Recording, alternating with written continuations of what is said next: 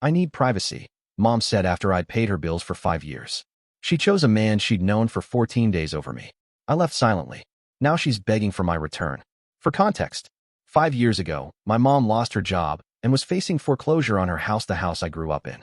I had just gotten a decent promotion at work and was finally in a position to help. Without hesitation, I moved back home, took over the mortgage payments, utilities, groceries, and even her car payment. I put my own life plans on hold because that's what family does, right? The arrangement worked well enough. I had the upstairs to myself, she had the main floor, and we shared the kitchen. I dated occasionally, but kept things casual, always mindful that this was a temporary situation until Mom got back on her feet. Except, temporary stretched into years. She had a few part-time jobs, but nothing substantial, and I never pushed the issue because I could manage the finances. Then came this past December. Mom had been acting differently for about 2 weeks. More secretive, spending more time on her phone, leaving the house without explanation. I didn't think much of it, she's an adult with her own life. But on Christmas Day, after we'd exchanged gifts and had dinner, she sat me down with an unusual seriousness. "I need my privacy back," she said, not quite meeting my eyes. "I think it's time you found your own place." I was stunned. "Is everything okay? Did I do something wrong?" She shook her head. "No, it's just, I've met someone. His name is, well, it doesn't matter. But he wants to spend more time here, and it's awkward with you around." "How long have you known this guy?" I asked, still processing. "About 2 weeks," she replied, as if that was a perfectly reasonable time frame to upend both our lives. "He's special. I haven't felt this way in years." I sat there, speechless. 5 years of financial support, of putting my life on hold, and she was choosing a man she barely knew over her own son. The man who had kept a roof over her head when she had nowhere else to go. "I need you out by the end of January," she continued, already moving on to logistics. "I'm sure you can find an apartment quickly with your salary." I didn't argue, didn't remind her of all I'd sacrificed. I simply nodded, went upstairs, and started packing. By midnight, I had loaded my essential belongings into my car. I left a note on the kitchen counter. "I'll send for the rest of my things. The mortgage is paid through January. Good luck." Then I checked into a hotel and spent the remainder of Christmas nights staring at the ceiling, wondering how 5 years of loyalty could be discarded so easily. I found an apartment within a week, something I could have done years ago if I hadn't been supporting 2 households. I arranged for a moving company to collect my remaining belongings while Mom was at work, and I transferred all the utilities into her name. I didn't call, didn't text. The silence was deafening, but it felt necessary. 3 weeks later, the text started. First casual, "Hope you're settling in okay." Then concerned, "Haven't heard from you. Is everything all right?" Finally, panicked, the mortgage company called. And the electric company. "I don't understand what's happening." I didn't respond. What was there to say? She had made her choice. It's been 4 months now. My apartment is small, but it's mine. I'm saving money for the first time in years. I've even started dating someone who makes me feel valued. Meanwhile, Mom's texts have become desperate. Her new relationship imploded within weeks apparently. The guy was only interested while he thought she had financial stability. Now she's facing eviction. Her utilities have been shut off twice, and she's asking no, begging for me to come back. Part of me feels guilty. She's still my mother. But a larger part remembers sitting alone in that hotel room on Christmas night, discarded for a 2-week fling. I don't know what to do. Family is family.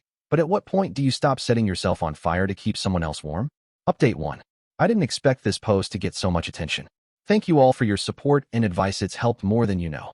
A lot has happened since my original post. After weeks of ignoring my mother's increasingly desperate messages, I finally agreed to meet her at a coffee shop. I needed neutral ground, somewhere I could leave if things got too intense. She looked terrible, hair unwashed, clothes wrinkled, dark circles under her eyes.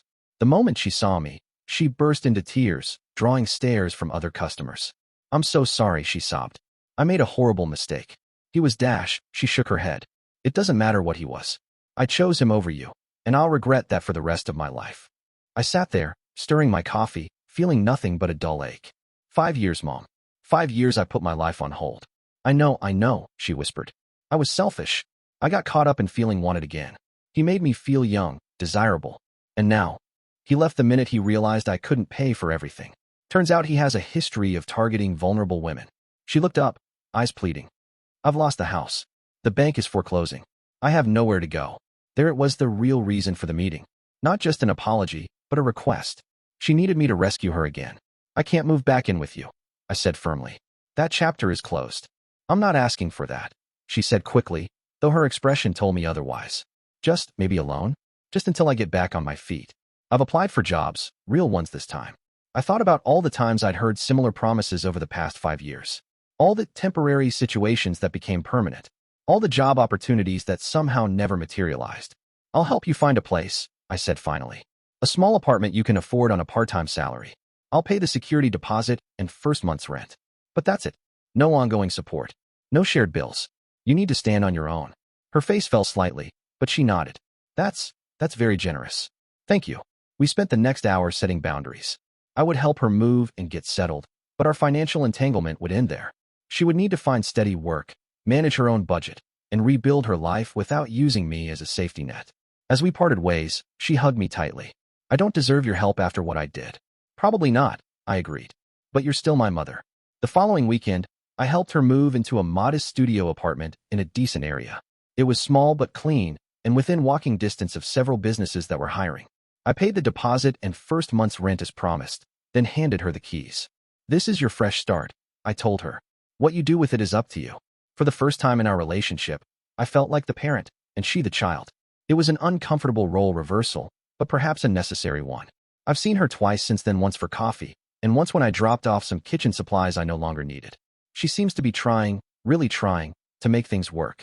She's got a part-time job at a local bookstore and is interviewing for a second position. As for me, I'm finally living my own life. My relationship is going well.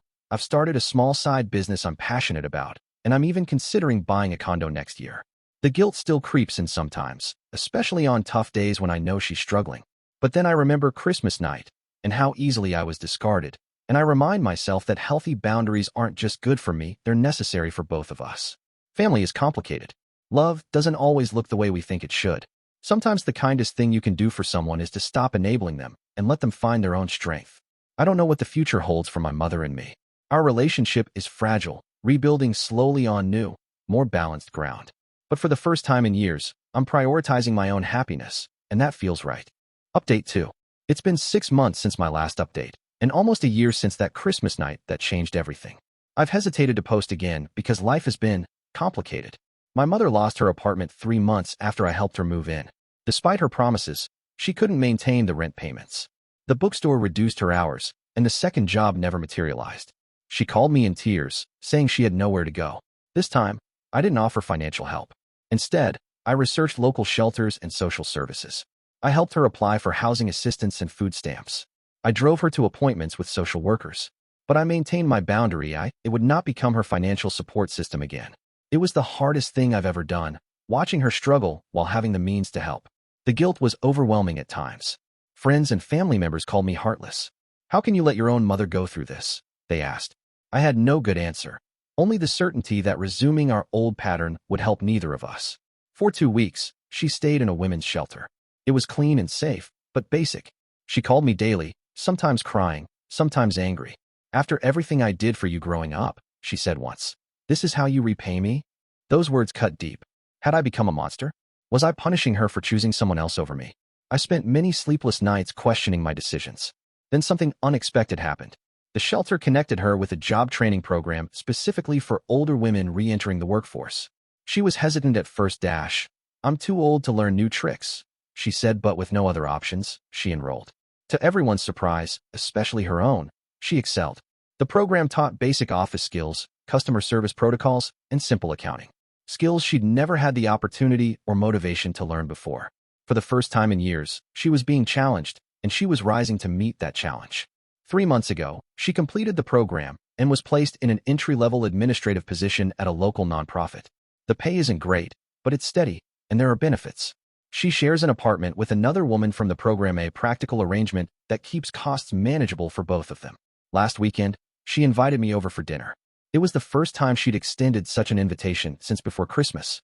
Her apartment was small but tidy, decorated with secondhand furniture she'd chosen herself. She prepared a simple meal, nothing fancy, but made with obvious care. I want to thank you, she said as we ate. Not for the money or the help, but for not rescuing me this time. I looked at her, surprised. What do you mean? All those years you supported me. I convinced myself I was the victim, that life had dealt me a bad hand. She set down her fork. But the truth is, I stopped trying. It was easier to let you handle everything. And then when that man came along, she shook her head. I thought he was my chance at happiness. but he was just another person to depend on. Another rescue. She reached across the table and took my hand. These past months have been hell, but they've also been clarifying. I'm standing on my own feet for the first time in decades, and it feels right. I didn't know what to say. This was a side of my mother I'd never seen: reflective, accountable, strong. I'm proud of you. I finally managed, and meant it. We're rebuilding our relationship slowly. We meet for coffee every other week. Sometimes we talk about difficult things: her choices, my boundaries, our shared past. Other times we just enjoy each other's company. It's not perfect, but it's healthier than it's ever been. As for me, I've bought that condo I was considering. My relationship has grown serious. We're talking about moving in together next year. My side business is taking off, bringing in almost as much as my day job. For the first time in my adult life, I'm building a future based on what I want, not what others need from me. Last week, my mother sent me a text that I keep rereading. Thank you for loving me enough to let me fall. I never would have learned to stand otherwise. Family love is complicated. Sometimes the most loving thing you can do is step back and let someone find their own strength. It's painful, messy, and filled with doubt. But watching my mother now truly independent for perhaps the first time in her life, I know it was worth it. This Christmas will be different. Not perfect, not without its awkward moments and painful memories. But we'll face it as two adults who respect each other's boundaries and independence. And that feels like progress.